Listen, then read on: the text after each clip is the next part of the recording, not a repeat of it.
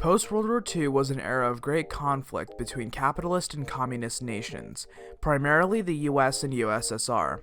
The leaders of the United States used many different policies and tactics to help gain the upper hand in the Cold War. Today, we will be examining the policies and defining moments of US Presidents Kennedy, Johnson, Nixon, and Carter. We will be starting with President Kennedy.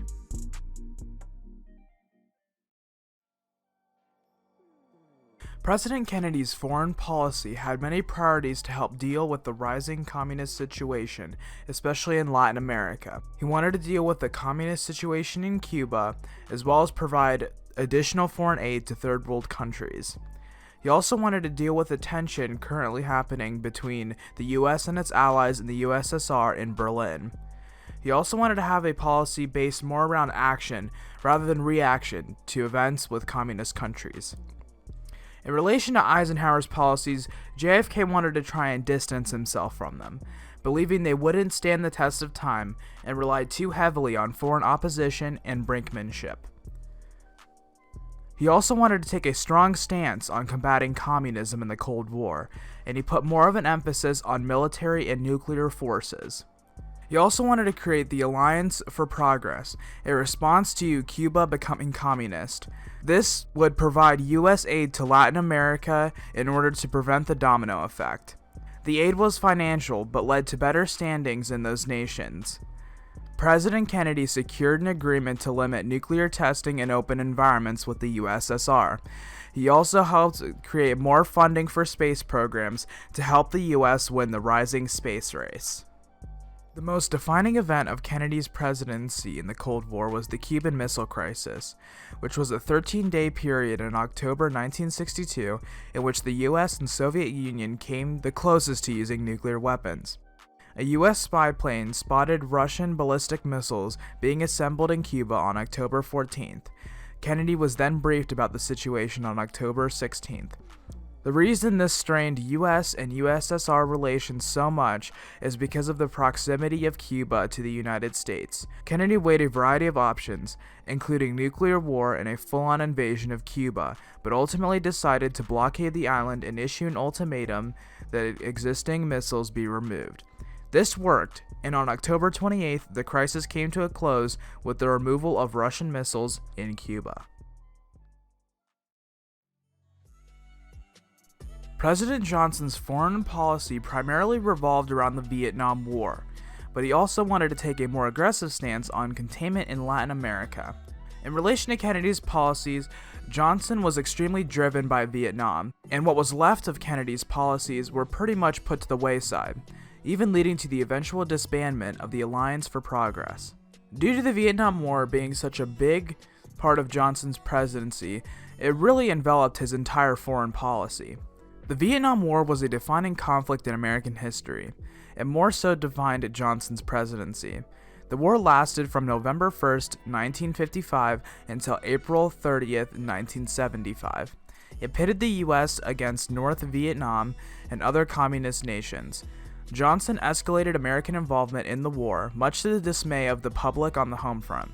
The Vietnam War would conclude after Johnson's presidency, but his legacy of escalation still resounds to this day. Now we're going to talk about President Nixon's foreign policy. His main priorities were to end the Vietnam War, and with that, the draft, move away from containment, and have a detente with China and the Soviet Union. Also, he wanted to reduce the risk of a nuclear war using arms deals.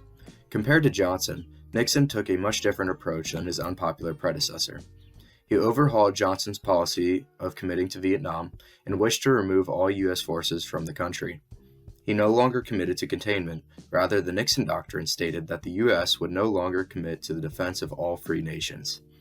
He did, however, continue Johnson's policy of containment in Latin America by attempting to oust the Marxist Chilean president.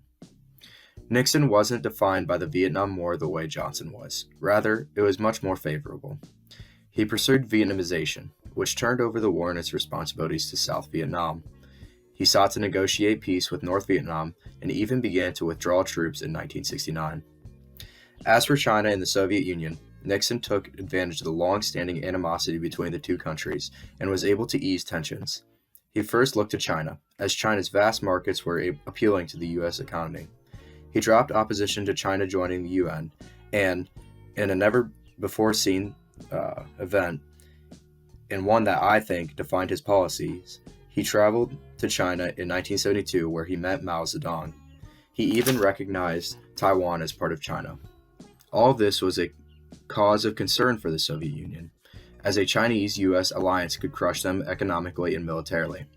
Therefore, the Soviet Union also sought to ease tensions. Nixon traveled to Moscow in 1972, where he signed the Strategic Arms Limitation Treaty and also agreed to a trade deal and a joint venture into space exploration. With all of this, Nixon was successful in his pursuit to thaw the Cold War. He ushered in a new era of U.S.-Chinese relations. In 1973, the Paris Peace Accords were signed to effectively bring a close to the war in Vietnam, and for the time being, the end of the Cold War was closer than ever before. Finally, President Jimmy Carter's foreign policy. Jimmy Carter's priorities were to continue to ease Cold War tensions, return the Panama Canal to Panama, ease tensions in the Middle East, place an emphasis on human rights, and reduce defense spending. In relation with Nixon's policies, Jimmy Carter wanted to continue Nixon's policies to bring an end to the Cold War. He continued to expand American contracts with China, even recognizing China in 1979. Carter also wanted to reduce U.S. military presence overseas. Now the Panama Canal Treaty. The U.S. had controlled the Panama Canal since 1903. Carter made giving the canal back to Panama a high priority. In 1977, Carter and the Panamanian president signed two treaties known as the Torrijos-Carter Treaties. The first returned the land and the canal to Panama, beginning in 1999. The second made the canal neutral in all times of peace and war. Next, the Camp David Accords. The Camp David Accords were a series of agreements between Egypt and Israel signed at Camp David in the United States. Israel and Egypt had historically been engaged in many conflicts, including the 6 Days War and the Yom Kippur War. Jimmy Carter sought them out to formalize a peace in the Middle East. Israel would have to withdraw from the West Bank in the agreements, and Egypt would have to formally recognize Israel's right to exist. This was the first historical Israeli-Arab agreement. Finally, the event that defined Jimmy Carter's foreign policy, the Iran hostage crisis. This was a diplomatic standoff between the U.S. and Iran after Islamic students overran the American embassy in Tehran. 66 American hostages were seized and held captive. They demanded the Shah be returned to stand trial, which was the leader in Iran who was seen as a traitor to his country as he allowed the U.S. to use Iran as a puppet state. Carter reacted by freezing billions of dollars in Iranian assets and began secret negotiations. None of this worked, however. Carter eventually approved a military mission to free the captives, Operation Eagle Claw. It was a failure. One helicopter crashed and killed 8 U.S. service members.